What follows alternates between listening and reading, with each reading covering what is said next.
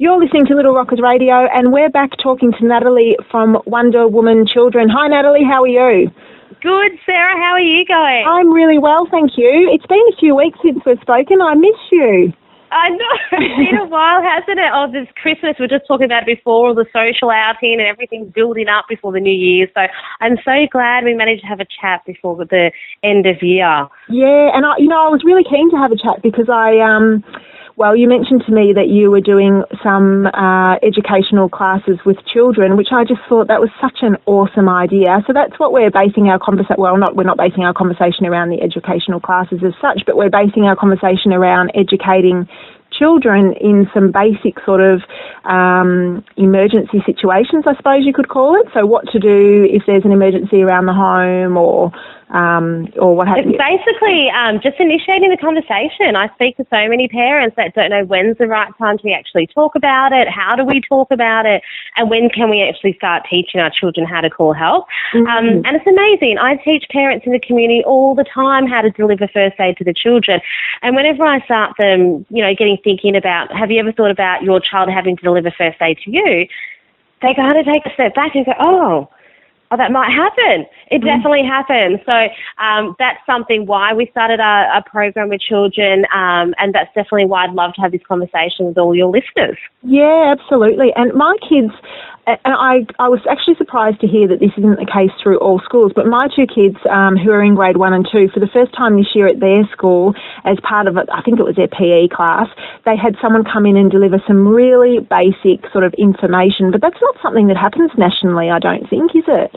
You know what? There's some exciting programs run by St. John's. They do an amazing school program. The first thing to remember is that you have to sign that up for your school.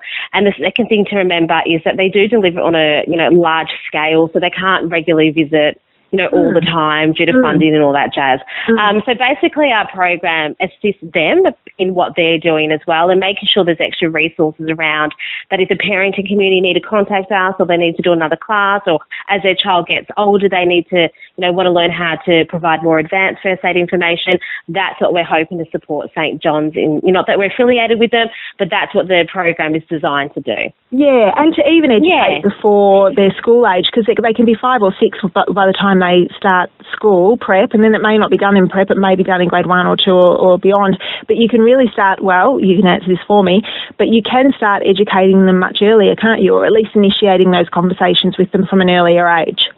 Yeah, 100%, and I highly recommend it. When I first launched the program, I had so many parents say, is my child too young? They're only 3, they're only 4, they're only 5.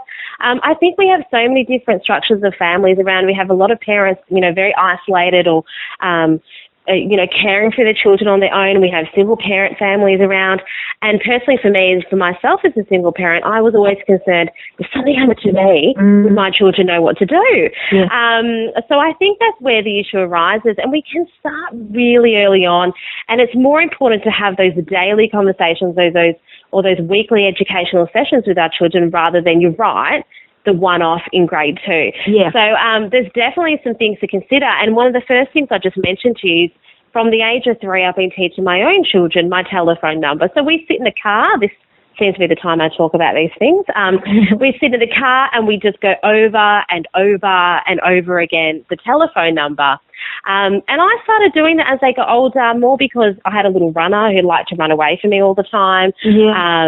And they were getting a little bit more adventurous with their independence. So it's really important to know what's safe and what's not. Yeah. Yeah, and the telephone number is such... my son doesn't know my number and he's 8. My daughter does, but that's only because she took it upon herself to write out invitations to everyone in the class and invite them over. And unbeknownst to me, she got my number off Dad, and that was it. She's remembered it ever since. But I love that. That's great.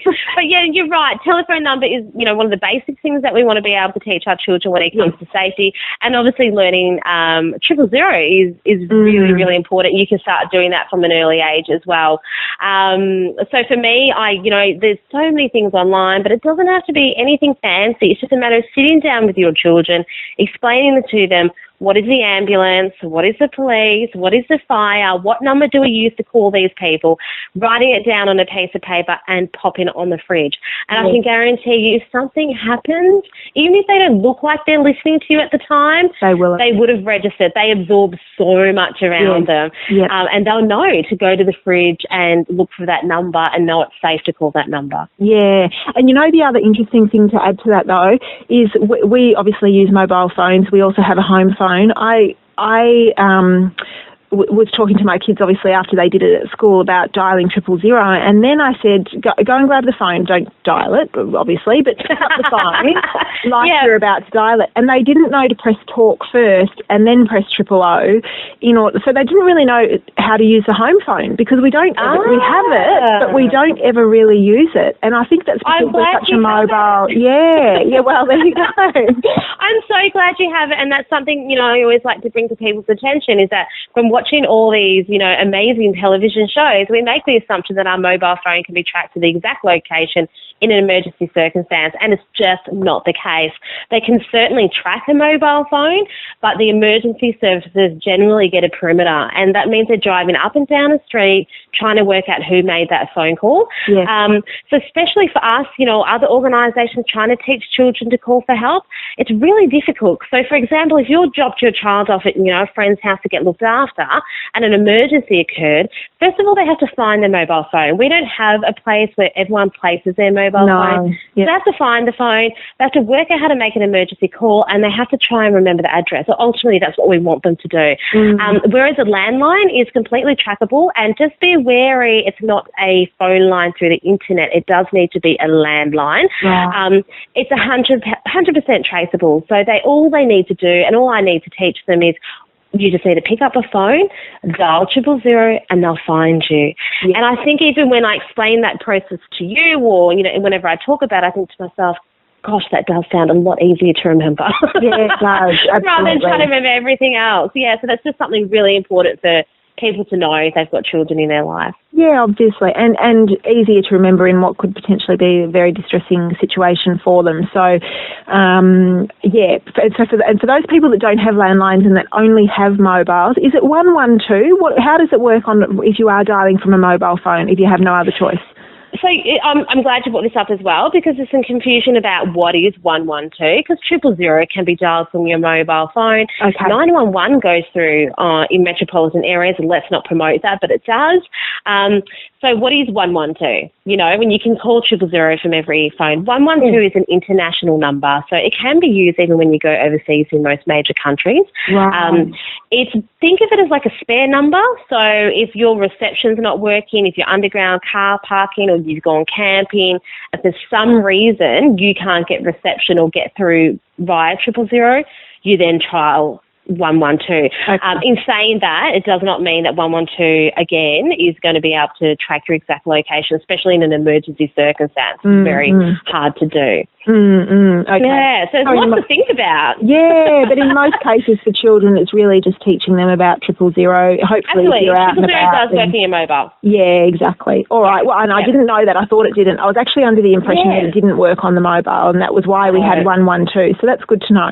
It is good to know. And I think the other thing I just want to briefly bring up, and another thing that I like to teach about first aid, especially with children, is often because the way we parent at the moment and the circumstances that we're in, we're often always around. So, for example, I used to go to the playground on my own. So if I fell down and hurt my leg, I'd have to find my way home, and my sister would have to help me. So we learned these skills quite early on.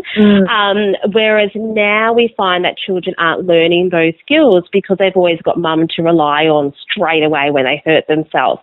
And I often speak to teachers, in early years, saying it's really difficult because the children don't know how to independently review the situation and know what to do. And that's the same when children hurt themselves. So we have a big focus on not only will we try and teach children about first aid, but let's teach them the empathy and the caring part of that as well. So if your friend hurts themselves, what can you do to assist them? What can you do to help them? And how can you empathise their situation and provide some emotional care for them? So I think it's a whole package, and that's where we come from, when we're teaching children about first aid and caring. for their friends in those circumstances. That's fabulous. And you are delivering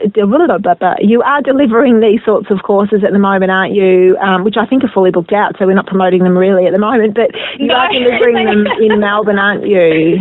Yeah, only in Melbourne at the moment. So I just want to make sure that if we do something, we do it properly. So it is in Melbourne, and we're making some great little safety craft bracelets, which is just basically to have the telephone number for big events for children.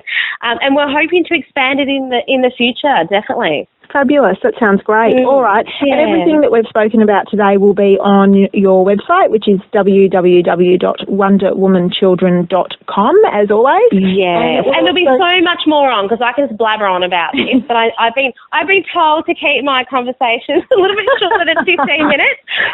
But I will share so much more information, and as these holiday programs develop, you can certainly watch out for some great posts on social media about some, interesting subjects. Yes, actually on that. So, and you do share a lot of good stuff through your social pages, which I've never really mentioned before. So what are they? Is it just Wonder Woman Children on Facebook? So it's Wonder Woman Children on Facebook. We do share some stuff on Instagram, but Facebook is where I love to share heaps of free resources. I shared parenting online courses that are free prior. So anything I can get my hands on that's free, I'll, throw it your way. Yeah, fabulous. All right. Yeah. That's great. Thank you. Well, and we probably won't talk again before Christmas, so I hope you have a fabulous Christmas and New Year. And it's been great having all these conversations this year around first aid and safety for children, which obviously is such an important topic to get out there as much as we can. So we're looking forward to doing it again in 2016. Fantastic. Thanks, Sarah. Thanks, Natalie. Thanks, everyone. Thanks. Bye. Bye. That was Natalie from Wonder Woman Children on Little Rockers Radio.